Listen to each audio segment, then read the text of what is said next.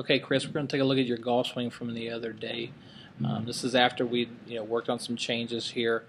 Just a couple more things that kind of stand out to me that we can work on again next time we get together. But just want to play your swing through one time really quick, and then I'll play Grant's through really quick so you can do a comparison. Then we're going to take a look at some key positions.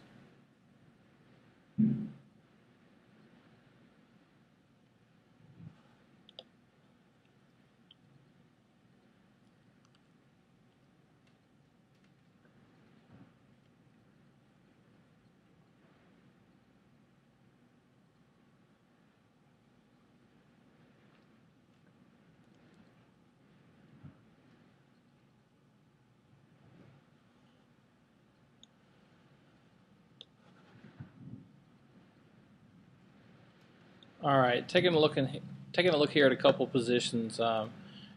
First parallel to the ground, P3.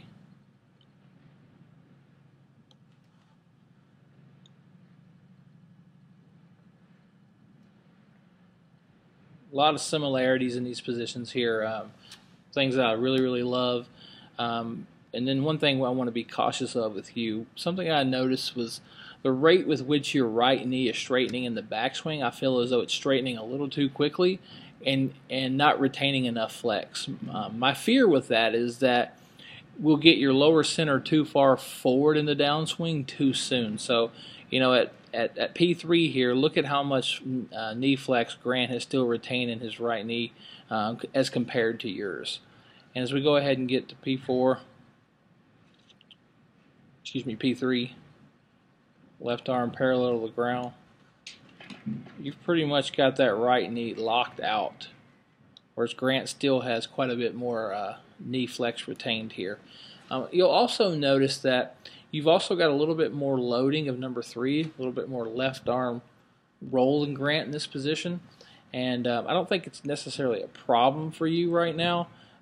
It could be down the road, and it could be one of the reasons why you're hitting some of those shots in on the heel if we're a little bit too flat, and especially in there on the heel with the driver. You hit quite a few of those the other day, and this may be one of the reasons why we're too far inside too soon. So the biggest thing that stood out to me when I looked at these videos was the top of the backswing position. Notice something pretty dramatically different here. Number one, I want you to look at your left wrist position, where the club is pointing, how your club face appears to be a little bit shut here, but more importantly, the right arm and the angle that the right forearm is on as it relates to Grant's. Yours is in a very vertical position here, where his is a little more angled.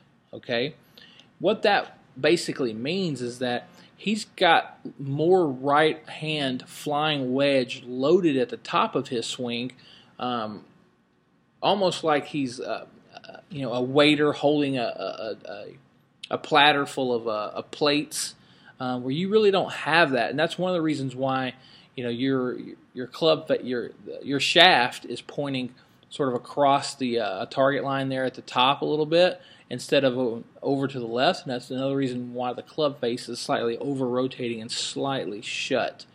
I'm going to put a couple other up here. Here's Jamie Lovemark at the top, P4 position.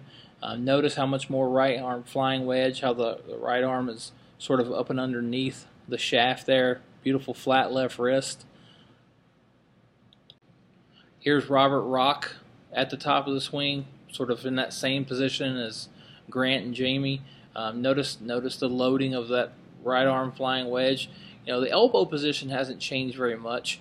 I think your elbow needs to slide back off of your rib cage just a little bit, maybe a little bit more external rotation of that right upper arm to allow you to get more in that loaded position at the top and be just shy of parallel there, or across parallel at the top.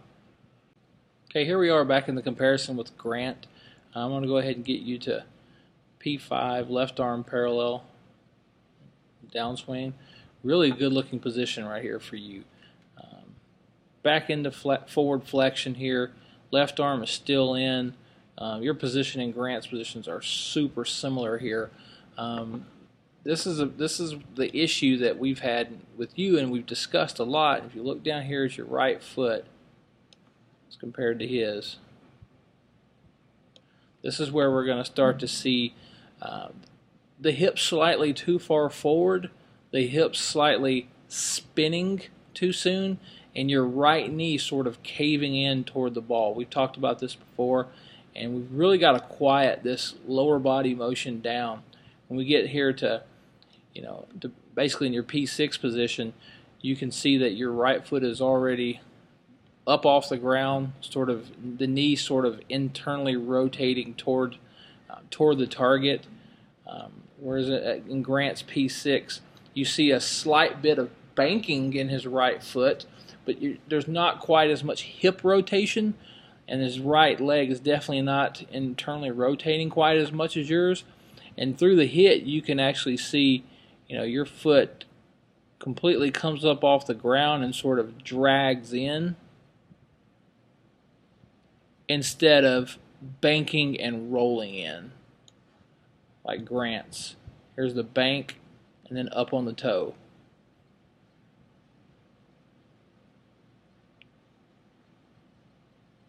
Okay, the last thing I want to address is really something I haven't really noticed before about your swing, but I did notice it the other day when you were trying to long arc everything. The release, your release, your left elbow was not folding correctly.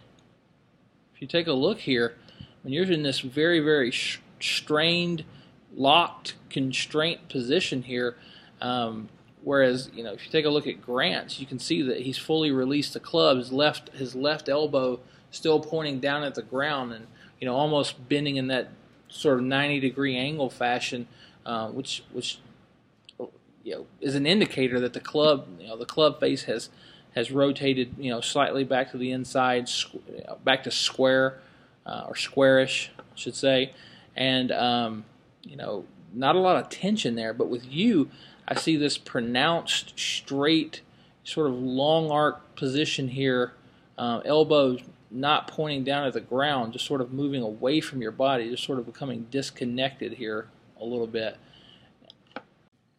Okay, Chris, here you are in the face-on view, and this is after we worked a little bit on keeping the width between your knees in the downswing and not letting that right knee cave in so much. I think you'll see much better knee action here.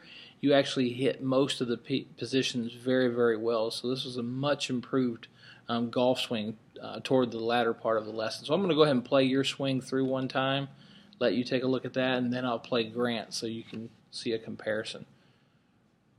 Really stable turn right there, really pushing your hips forward, nice.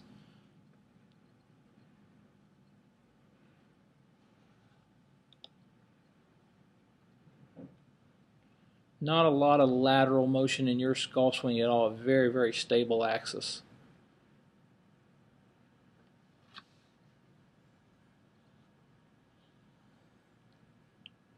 A lot of similarities between your swing and Grant's. You look here at P3, accumulators are loading nicely. Number 2 could be loaded slightly more, but pretty solid overall. Grant has a touch more angle in the wrist than you, but not much. But you've remained really, really stable. You've got a nice little side bend going here. Low point not moving around at all the way to the top, P4. Beautiful straight left arm radius. I really like the way that you start your swing from the ground up. I can really see lower body moving forward, sort of pouncing into that left leg, stomping the can, really, really loading and preparing to press off the ground. I mean, you guys here, you and Grant at P5 are pretty much not a lot of differences there. All right, Chris, here you are at Impact in a comparison with Grant, and once again, you're in a pretty solid position here. I love the forward shaft lean. I love the flat left wrist.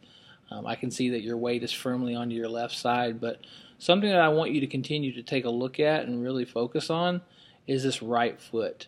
Notice how Grant's right foot is still down It's in more of that banking type of motion where yours is, already starting to kind of go up on the toe, and that's because of the internal rotation of your knee. Your knee is trying to rotate sort of in this direction, and that plagues you because that's something that you've struggled with since I've been working with, and to sort of stabilize this impact position a little bit.